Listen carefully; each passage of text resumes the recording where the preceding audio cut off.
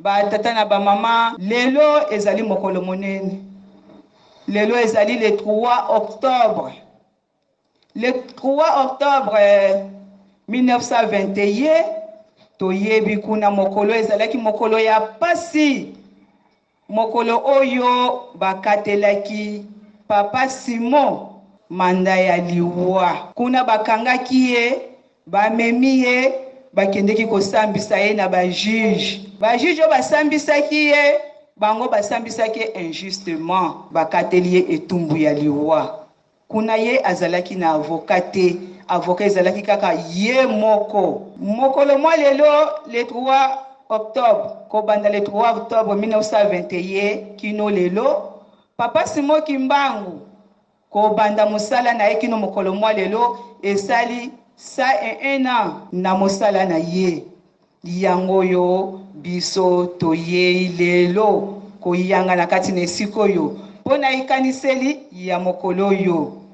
Nde tozongi na mikanda na biso oyo totangaki mokanda mwa psaume. Na mokanda mwa psaume kuna loyembo yebisi biso ete elema alobi na motema na ye ete Nzambe azali te. Bamibimbisi na kosala misala mabe. Elema alobi ete Nzambe azali te. Nde kuna bango bamibimbisi na kosala misala mabe. Ngai na yo soki batuni biso ndenge tofandi awa biso nyoso, elema azali awa, tokoloba elema azali te.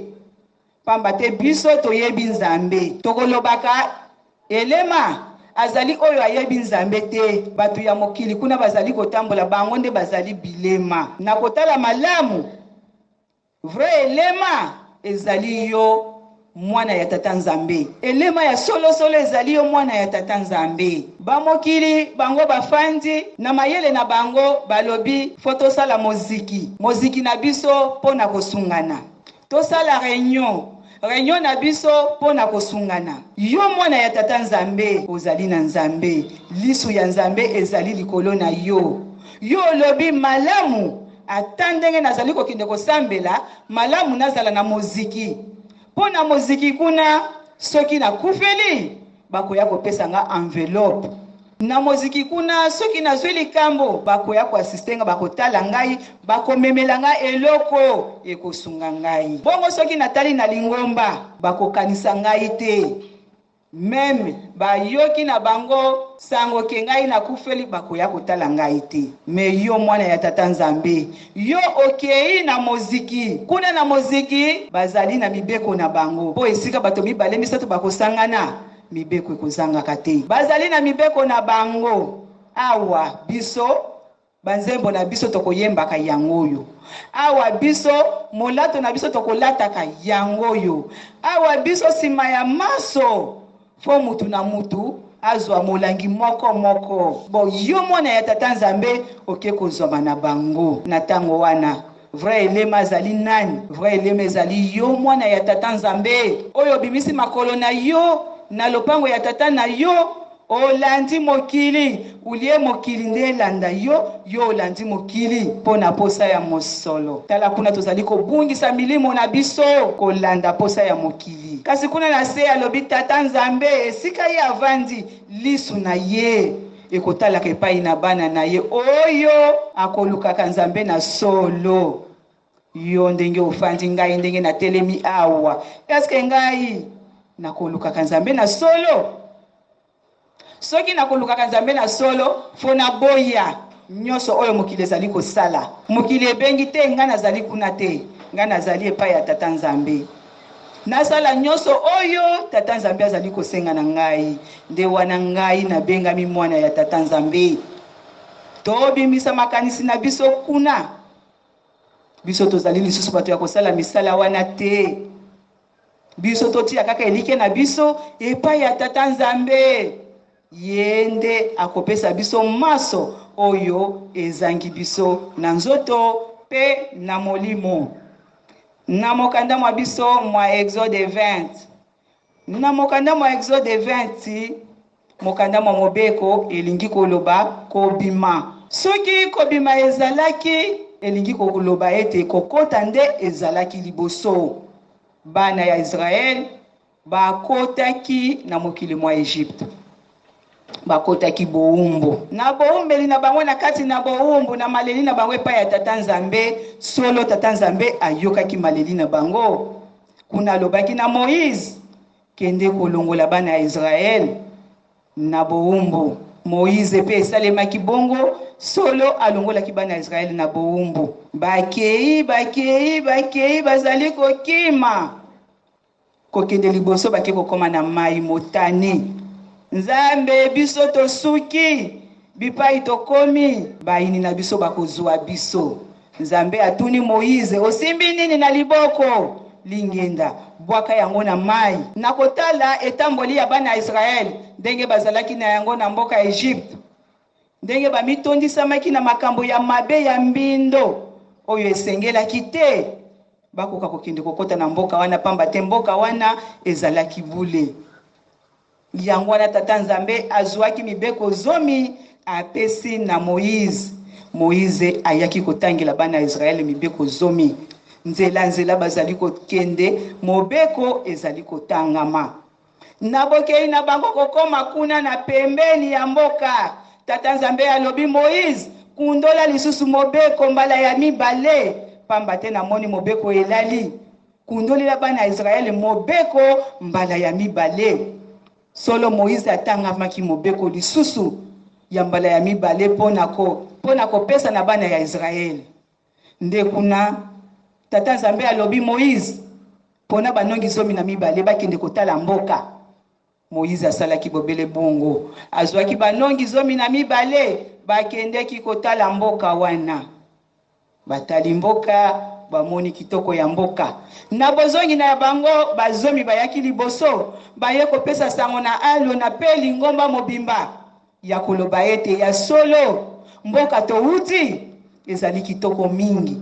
Etondi na mafuta ya nzoi. Kasi bato biso tokuti bango kuna liboso na bango. Tokokoka bango na bitumba te. Tokosila. Tokozala lokola mayoyo liboso na bango. Manyongi ekoti kati na bana ya Israeli. Pona nini? Tata Nzambe akotika biso boye. Ye akokaki kobimisa biso lisusu na mboka Egypte te. Pamba te biso tomesanaki kuna. Tosalaki misala kuna. Abimisi biso kuna po ya kosilisa biso awa. Mibale oyo batikalaki na sima Yoshua na Caleb. Na bokomi na bango alobi o lingomba bozali kotungisama na nini? Manyongi na bino ezali pona nini? Biso toyoki deja kuna bino bouti. Likambo ya malamu ezali kuna te. Yoshua na Caleb balobi baninga. Donc tokoki kokanisa te.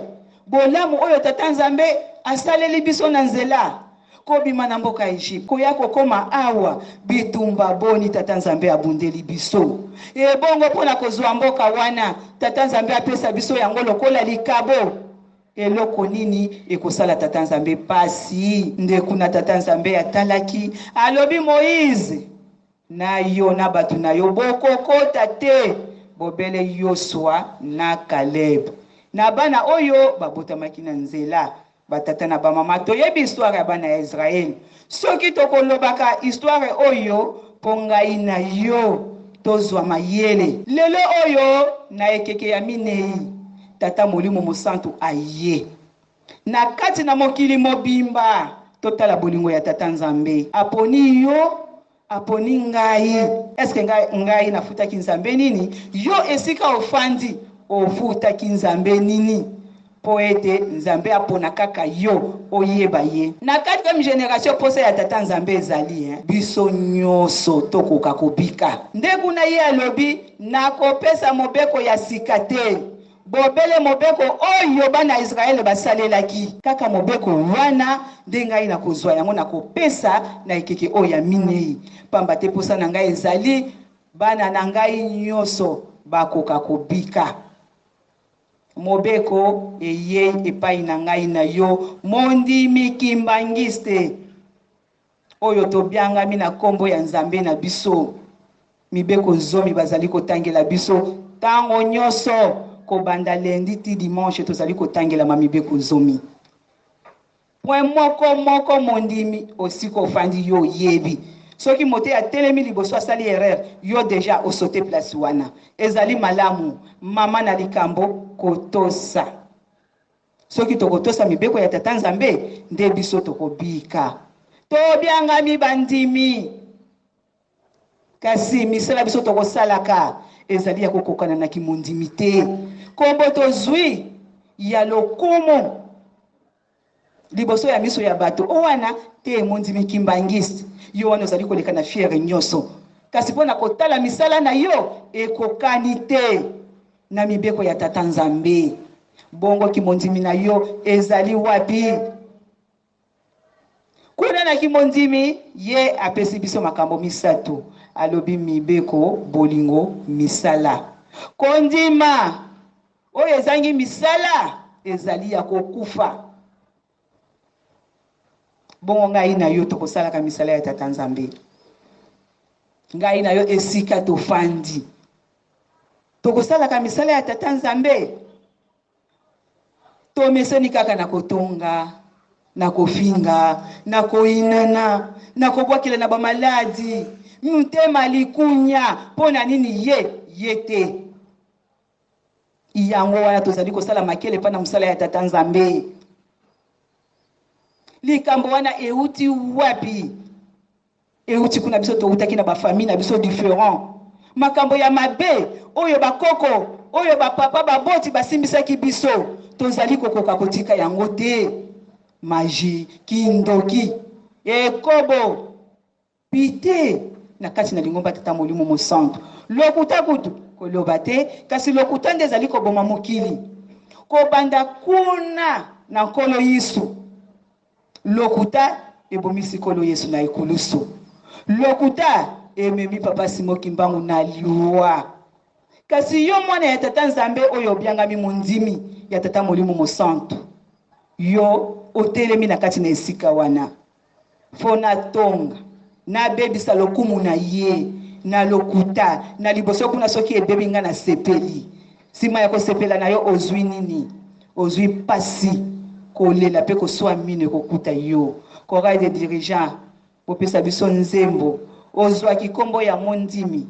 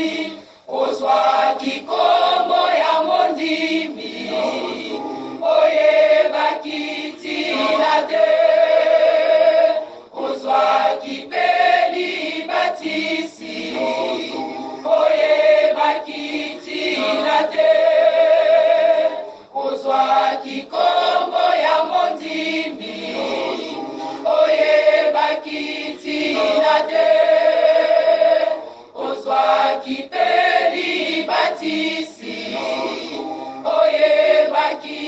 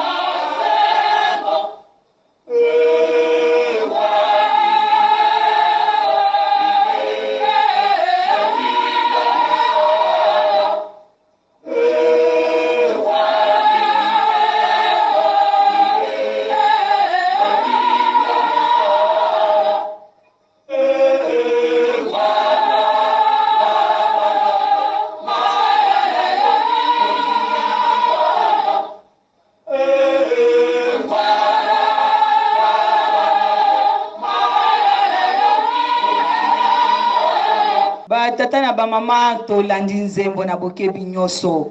Ngai na kolobaka ete lingomba ya tata molimo mosantu ezali riche na matei. Ko banda nzambe ye moko azali kote ya biso. Ba ange bazali kote ya biso. Biso moko na moko tozali kote ya na. Soki tobiki lisusu te ezali bolema na biso. Wana biso moko toboyi kobika totala bolingo ya tata nzambe. Atiki biso pamba te alobi na kati na mibeko bazali kokoka te. Bolingo bazali kokoka te. Ngai moko nakende pembeni na bango na makolo na bango. Tata molimo mosantu atiki kiti na nkembo na ngomba ya Yerusalemi aye epai na yo na makolo na yo. Alobi nakende ata kosalisa bango misala. Tango mususu na misala na ko récupérer bango. totala esaleli na biso ndenge tozali kosala misala. Soki totali antenne oyo ndenge ebandaki, biso nyonso ndenge tofandi awa, elongi ya moto moko emonani wana te. Kaka bana mike. Oh, bongo biso nyonso oyo tokei wapi? Misala Nzambe amemeli biso po tokoka kosala tobika. Tozwi maboko na biso tokangi. Tozwi mabanga totie na mitema na biso. Ngai na mikoki te, na ndako kuna ya kolia eza te. Bongo nakende kopesa kuna te. Nani akozongisela ngai? Oh, tata Nzambe basalelaka ye calcul te. Soki osali tata Nzambe calcul wapi lobiko na yo? Kunzulu yango wana ezali kotongama aye na misala epai na yo. Baninga ya musika bazali ko beneficier. Ngai na yo tofandi tozali kotala. Tozali na matanga te. Tozali kati na misala ya tata Nzambe. Baninga bazali kokombisa kombo. Intel atindi mbongo na ye, na libota na ye. Bongo batata na bamama na mokolo ya suka. Tokotuna wapi kombo na ngai? Kasi kombo nde yango ezali kokomama. Mama Intel atindi 10,000 pona kunzulu. Papa Intel atindi 10,000 pona rateliki. Nde kombo yango ezali kokomama. Kasi toyeba ete ngai na bino toyaki kotambola na se na tango. Awa toyaki kotambola na se na tango, suka ya mobembo na biso ezali. Ngai nazali na suka na ngai, esika pe bofandi moko na moko azali na suka na ye. Tango tokozongaka kuna nde bakotunaka na kibondimi na yo, wapi misala na yo? Na kibondimi na yo, wapi mibeko na yo? Na kibondimi na yo, wapi bolingo na yo? Batata na bamama topesa meli tango ya kosala. Towelela tango Nzambe apesi biso. Po tokoka kobikisa milimo na biso. Mawa ya tata Nzambe na bolingo na ye azali kotika biso ata na espace mukete. Tango nyonso azali pembeni na biso, azali kote ya biso, azali kobondela biso lokola maki pona kobika ya yo moko. Tozwi mitema mabanga totie. Kasi yo mosali, sala na yo. Kotala mutu te. Oui, masengenya ya mabe koya. Yo ozali kopesa kaka. Bongo kala tobandaki kopesa. Misala yango esilaka te. Yo mosali sala sosola. Moto azali pembeni na yo. Azali koluka oyo akokufa na ye. Kasi biso nyonso ndenge tozwami na kati no esika oyo tozali kaka na bitu moko. Moto na moto aye pona kobikisa molimo na ye. Soki yo obiangamaki na kati etongata molimo mosantu pona kobikisa molimo na yo, tosa landa oyo tata molimo mosantu azali kosenga na yo. Kasi soki oyaki kokufa, tika bana ya tata Nzambe basala. Bana ya tata Nzambe tozwa mayele. Totambola kati na mibeko bolingo misala nde tokomona nkembo oyo ye abongiseli biso. Toke na mukanda na biso oyo totangaki mokanda mwa Matthieu. Na mokanda mwa Matthieu solo toyebi ete Nkolo Yesu ayaki na se na tango. Awa Nkolo Yesu ayaki na se na tango, ayaki pona kote ya mokili. Pona kotala na ndako ya tata na ye, bifandelo bizali ebele. Banani bakofanda. Bafandi na mokili bamikotisi na makambo mabe ya mbindo. Banani bakofanda, ebongi ngai moko nakende kote ya mokili. Nkolo Yesu aye na se na tango, aye koteya. Akitaki na Bayuda. Tango abandi musala na ye ya koteya, asalaki pe bikamwa ya kosekwisa, ya kotambwisa bibosono. Banganga Nzambe batali likambo wana balobi, oyo likambo nini mutu oyo azali kosala? Ebongi te, malamu tolukela ye likambo. Bakangi mwango na bango, tokosala nini? Bazwi lokuta batie na kati. Foto mema likambo na banganga minene.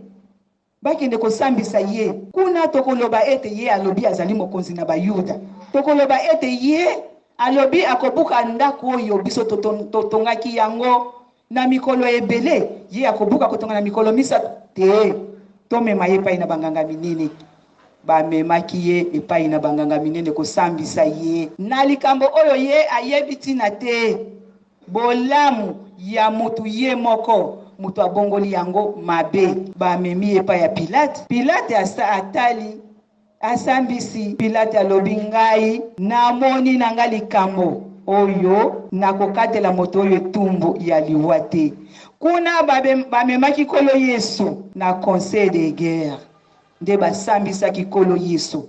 Pilate azalaki moto na Italie, asambisaki kolo Yesu. Alobi na bango ngai namoni likambo oyo nakoki koboma mutu oyo te. Ebongi tobeta ye fimbo, totika ye. Population egangi te ye abongi na kobomama. Pilate asokoli maboko apesi nzela, bosala oyo bino bomoni na moto oyo, ngai te. Bake na kolo Yesu na ngomba ya Golgota, babaki kolo Yesu na ekotia nzube na mutu likonga na mopanzi pona kokufela yo mutu okoka kozonga na bisika na yo ya nkembo. Ndenge moko Papa Simon Kimbangu aye na se na tango. Papa Simon Kimbangu aye na se na tango, abandi mosala na ye le 6 avril 1921. Mama ya liboso Papa Simon Kimbangu abikisaki ye na ngombe kisuka. Mama oyo abandaki kobela mutu, Papa Simon Kimbangu abikisaki ye. Mama Kiantondo. Biso nyonso ndenge tozali awa toyebi histoire. Papa Simon Kimbangu asekwisaki bakufi. Ebembe ya 4 jours Papa Simon Kimbangu asekwisaki.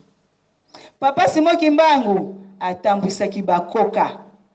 Papa Simon Kimbangu alobisaki baye bakanga na mingongo ba aveugle bamonaki. Nde kuna banganga nzambe ya mangomba misusu batali balobi likambo yo soki biso totiki biso tokozwa lisusu esika te. Ebongi mutu oyo tomema ye na mbula matari. Basali mwango na bango ya lokuta lolenge bakoselaki kolo Yesu ndenge moko na Papa Simon Kimbangu.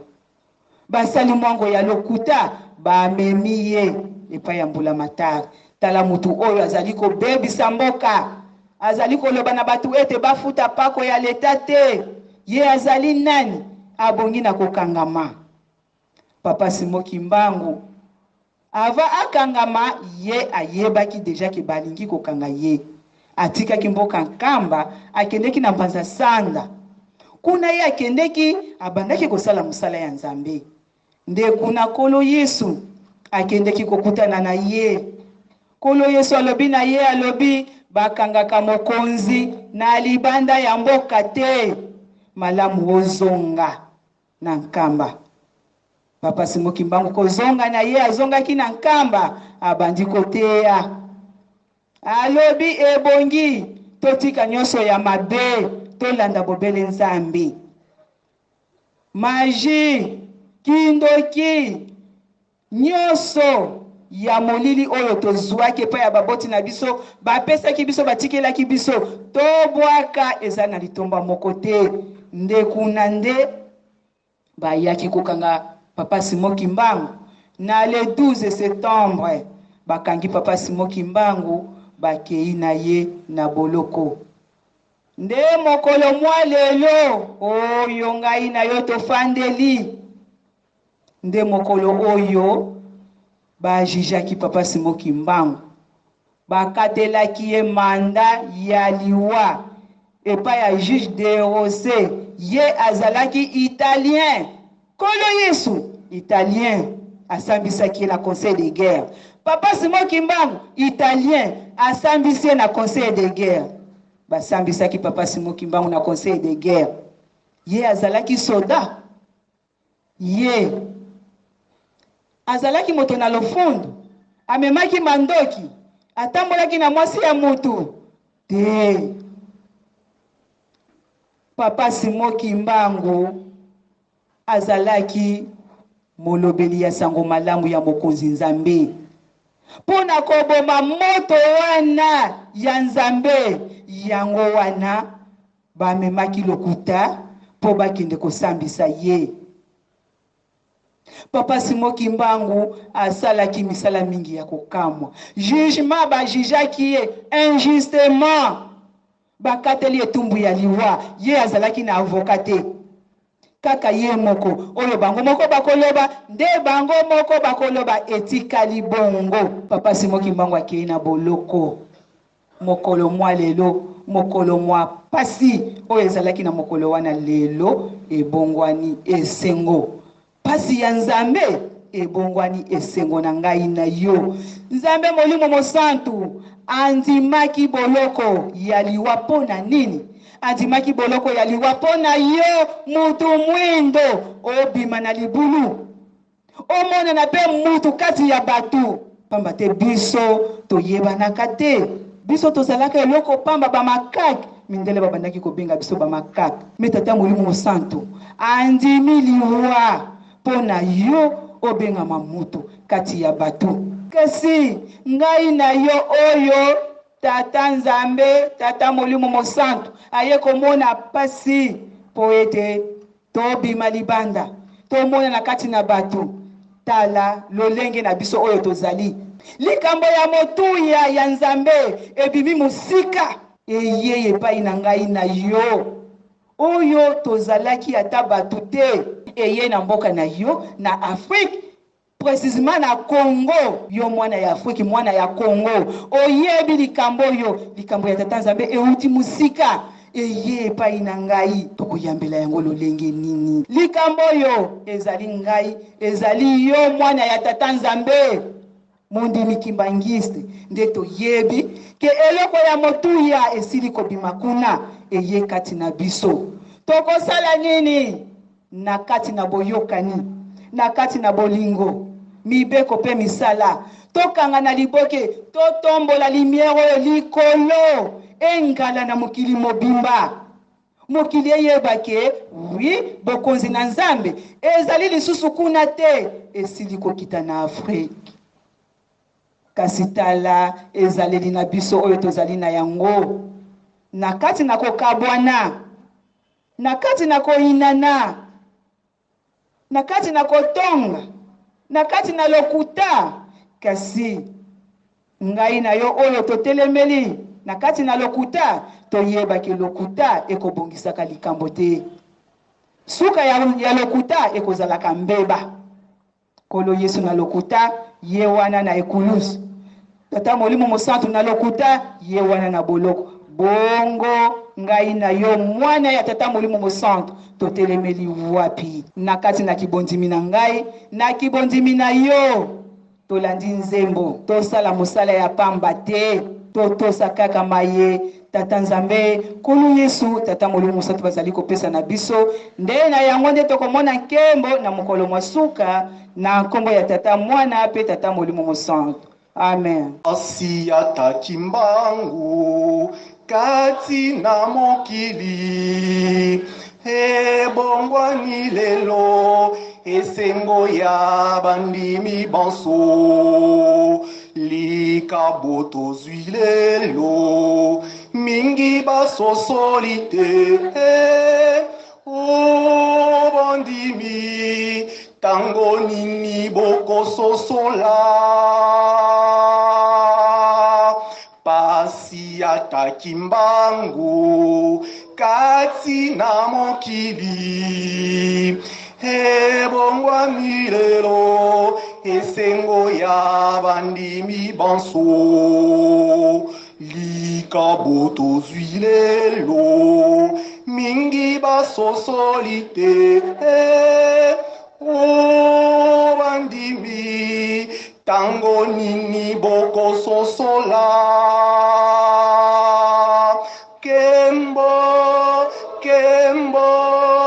kembo likolo kimia na se kimia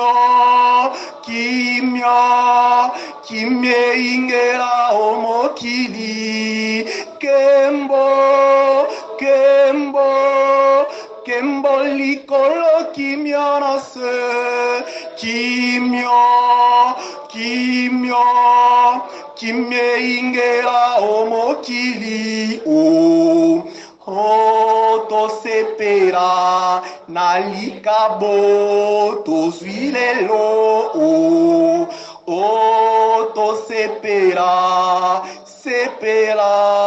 tosepela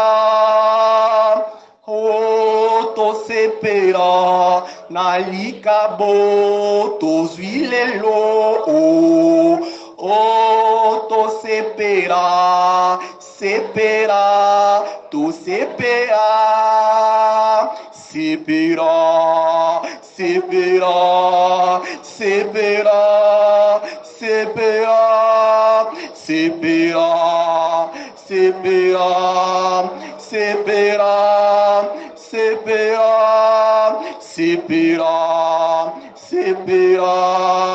tosepela tosepela nani ayebaki ete tokoki kozwa kimia kombo babengaki ngai eloko pamba omokili lelo mokili mobimba moluki ngai nani ayebaki ete tokoki kozwa kimia kombo babengaki ngai eloko pamba omokili lelo mokili mobimba moluki ngai sepela